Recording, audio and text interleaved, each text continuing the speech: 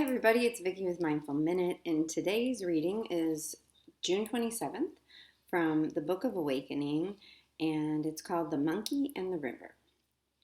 It is said a great Zen teacher asked an initiate to sit by the stream until he heard all the water had to teach.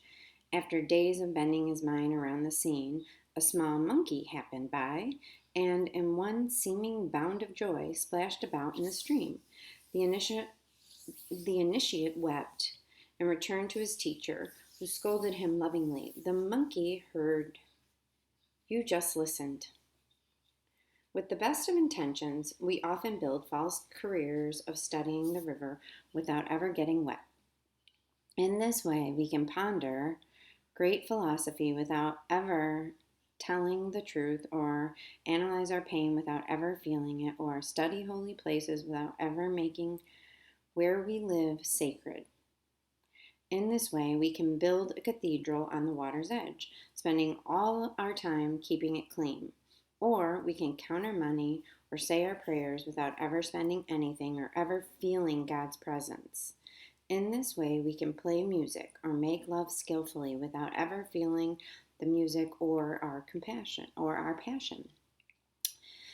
The apprentice was brought to tears because the monkey, slapping and yapping in its way in the river, had landed in a moment of joy. And the apprentice knew that all his reverence and devotion and meditation hadn't brought him to the joy of a monkey. The river, of course, is the ongoing moment of our living. It is the current that calls us to inhabit our lives, and no matter how close we come, no matter how much we get from staying close with a sensitive heart, nothing will open us to joy but entering the stream.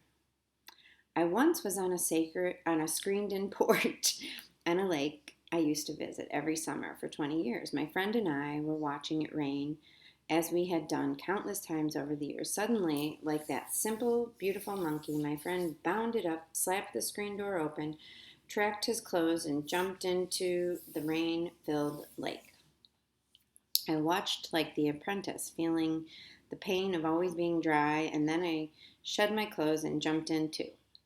There we were, in the center of the lake, water from above in our mouths and our eyes, pelting us, water entering water, lives entering their living, each pelt of rain on us and in the lake, uttering joy, joy, joy. So the meditations are, as you move through your day, notice your interactions with others and with the life around you. Notice if you are watching what is happening or if you are part of it. If you are watching, place your heart in the stream of what is before you, the way you might dip your hand in running water. Do this by opening your heart without your outbreath and letting life in with your inbreath. Watch and be. Open and let in. Listen and get wet. So, I think too much. I am an Olympic overthinker, like the apprentice. And I think I do miss the joy sometimes because of that. And I do have the best of intentions. And sometimes it seems that trying too hard keeps me away from enjoying life. Trying to be perfect in my everyday, being nice and kind to everyone, feeling like I have to live in this state of Zen or this state of pure bliss or happiness, and it's reaching, and reaching isn't jumping in like the monkey. And sometimes I jump in, sometimes I do, and sometimes I don't. But I will tell you that when I do, it feels so much easier. Have a beautiful day.